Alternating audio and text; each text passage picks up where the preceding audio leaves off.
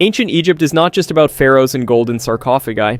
It's about millions of ordinary people whose lives thrived among palm trees, clay houses, and endless barley fields. What if we traveled back 4,000 years and spent just one day there? You'd wake up at dawn to the lowing of cows, the smell of baked bread, and the shouts of merchants. No electricity, no cars, just labor, gods, and the eternal Nile, granting life. Let's take a peek into the daily lives of those who truly built this empire. Spoiler, they definitely had cats. Where did people live? Egypt wasn't just a country, it was the Nile's gift. Without this river, it would have been nothing but desert. But thanks to its floods, thousands of people could live, work, and build one of history's greatest civilizations. During the Middle Kingdom, around 2000 to 1700 BCE, nearly the entire population crowded along the river's narrow green strip. Here, wheat and barley grew, cows and goats grazed, and in clay houses lived those who fed the entire country, the farmers. Society was divided into layers. At the top, the pharaoh, the god on earth. Below, the nobility and priests. And at the base, artisans, soldiers, and peasants. But today we're not talking about rulers, we're talking about those who kept Egypt alive. Most people lived in modest houses made of mud brick. There was no luxury inside, but there were hearths, woven mats, and clay dishes. Artisans worked right in their courtyards. Potters, weavers, carpenters, their hands crafted the daily life of an entire empire. Yes, even 4,000 years ago, builders had deadlines. But at least they didn't have to haul blocks for a pharaoh's tomb. Ordinary folks had enough worries of their own. What did an Egyptian's house look like? Pharaohs lived in palaces, but ordinary Egyptians lived in simple houses of clay and sun.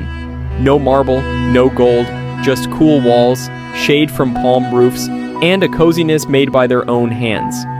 Houses were built from Nile clay mixed with straw. Such bricks dried in the sun and lasted decades. Roofs were flat, people slept there in the heat or dried dates. Windows near the ceiling let in light but kept out scorching rays. Furniture was minimal, stools, mats, wooden chests for clothes. But the house was always full of baskets. They stored everything from grain to toiletries. Yes, they had mirrors and even combs. After sunset, oil lamps provided light, placed in niches or hung from above. Water was carried from canals in clay jugs, no plumbing, but the Nile was enough for everyone. Who did what? In ancient Egypt, there were no unemployed.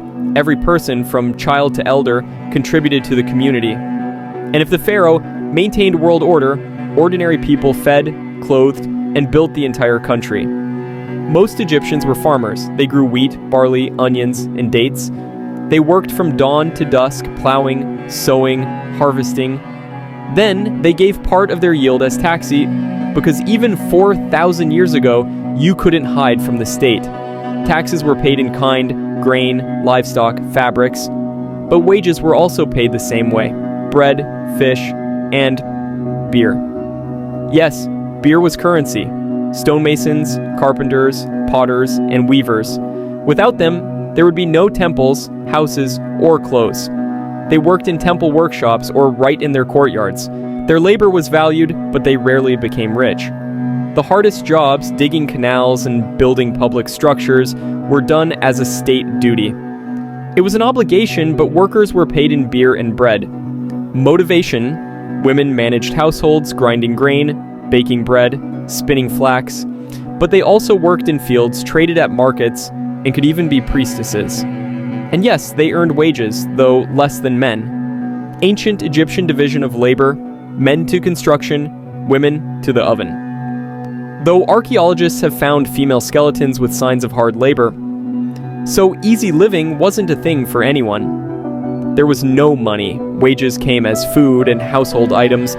A farmer got a share of the harvest, a builder got rations of bread, onions, and beer. The most skilled artisans might receive copper tools or jewelry. Officials, of course, lived best, but even an ordinary Egyptian didn't starve, as long as the Nile flooded on time. What did they eat and how did they cook? Pharaohs feasted on roasted geese and wine, but ordinary Egyptians ate much simpler. Their diet rested on 3 pillars: bread, beer, and onions.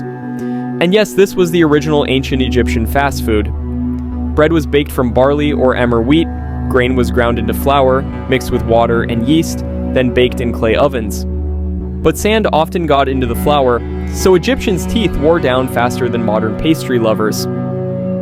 Archaeologists have even found bread in tombs. It was believed useful in the afterlife. Apparently, sand was a problem there too. Beer was brewed from barley.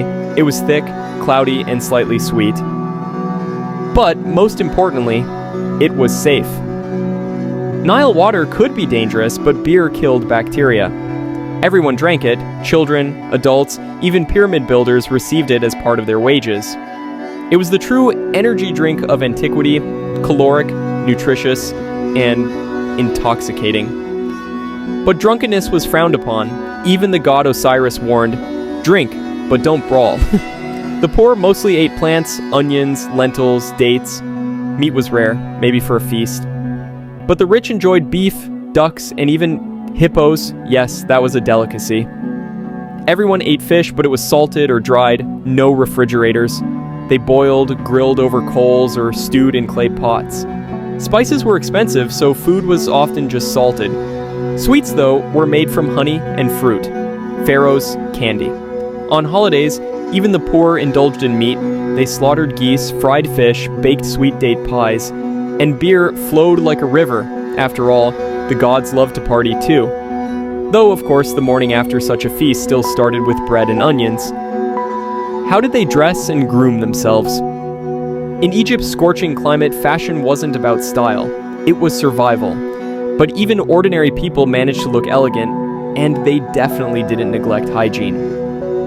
The main fabric was linen, light, breathable, and cool.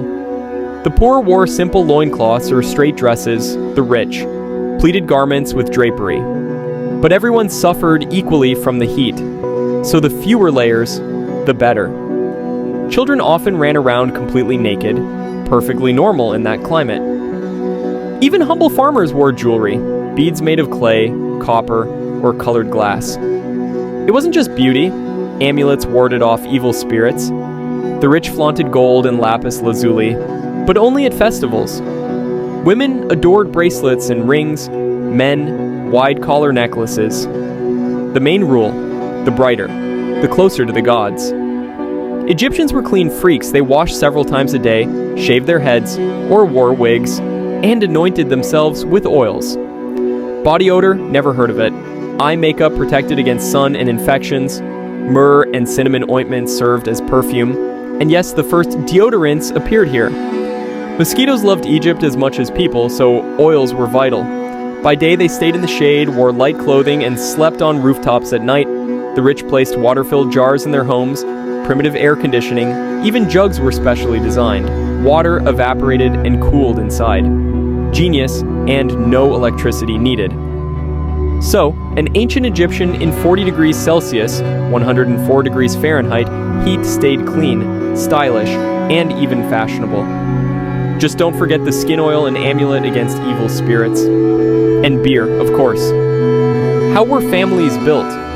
Ancient Egypt had no lavish weddings or marriage contracts, but that didn't mean families were unstable. On the contrary, love, labor, and children bound people tighter than any law. Marriage was simple. A man and woman agreed to live together and started a household. No ceremonies. Even pharaohs often just announced their union. Divorce was also common. If they didn't get along, they could split, dividing property. Though no written contracts existed, marriage was serious, especially if there were already children. Egyptians weren't shy about expressing feelings. Here's a real wife's letter to her husband from 4,000 years ago. "You're in my heart every night. Why don't you come? I wait for you like the earth waits for water." Children were loved but not spoiled. By age 5 to 7, they were already helping. Girls learned cooking and weaving, boys crafts or farming. But there were toys too. Rag dolls, wooden boats, leather balls. Though toys often mirrored adult life, even then, kids prepared for their societal roles. The man was the family head, but women had rights. They could own property, trade, even file for divorce. The ideal? A partnership where both worked for the household. And so they lived. No wedding photos, but warm letters, no schools, but life lessons. The main thing was that the Nile flooded on time. Children grew up healthy, and there was enough bread and beer at home. And love, of course. How did ordinary people worship the gods? Pharaohs built giant temples, but ordinary Egyptians prayed in their clay homes. Their faith was just as strong. After all, the gods controlled everything: harvests, children's health, even a good catch. Each god had a domain. Ra gave light and warmth. Osiris promised justice after death. Thoth helped scribes and healers. But commoners often prayed to Bes, protector of homes, and Taweret, goddess of childbirth. They were closer to daily struggles. To ward off evil spirits, Egyptians wore amulets. Eye of Horus, against illness. Scarab, for luck. Knot of Isis, for protection in childbirth. Even children's toys were talismans. Magic was part of medicine. A broken bone, spell plus bandage. Fever, prayer to Isis plus garlic. Temples were for the rich, the poor prayed at home altars. Each morning, water and bread for the gods, prayers for health and harvest. Sometimes, clay figurines as offerings, gods loved gifts too. Death scared everyone. At Osiris's judgment, the heart was weighed against the feather of truth. Too many sins? The monster Ammit devoured the soul. So even the poor tried to be buried with the Book of the Dead, and if they could afford a scribe, leave coins for the underworld ferryman, scratch the deceased's name on pottery so they wouldn't be forgotten. And so they lived between fear and hope. Gods were everywhere, in sunlight, Nile floods, a newborn's cry, so they deserved prayers, offering, and a kind word on hard days. Who could read? In ancient Egypt, literacy was a luxury. Out of 100 people, only a few could read and write. But those who mastered this art held real power, even if they were just potters or fishermen's sons. Scribes tracked taxes, recorded pharaoh's decrees, drafted contracts. They paid no taxes and hauled no stones. Their work was valued above a farmer's or soldier's. But learning was tough. Years of memorizing hieratic script, simplified hieroglyphs, and math, all under a teacher's stern gaze and reed whip. School started at 5 to 7 years old and lasted 10 to 12 years. Future scribes memorized hundreds of signs, solved problems. Mistakes were erased, or rather, licked off, water and a rag. Ink was water-based. They wrote with reed brushes on papyrus, expensive, or pottery shards, cheap. Ink was made from soot, black and ochre, red, for headings. Finished documents were rolled into scrolls and sealed with clay, ancient envelopes. Literacy opened doors to a better life. But even the illiterate knew. Scribbles on papyrus could change fate, raise taxes, save from punishment, or carry love across miles. What did they do for fun? Ancient Egyptians worked from dawn to dusk, but they still found time for fun. And if you think people 4,000 years ago only prayed and built pyramids, you're wrong. Music accompanied them everywhere, at festivals, in temples, even on battlefields. They loved harps, flutes, and drums, especially the sistrum, a rattle for goddess Hathor. Dances could be elegant for the rich or lively for commoners. The key was to feel it. Favorite board game, Senet, played on a 30-square board. Egyptians believed even the gods played it in the afterlife.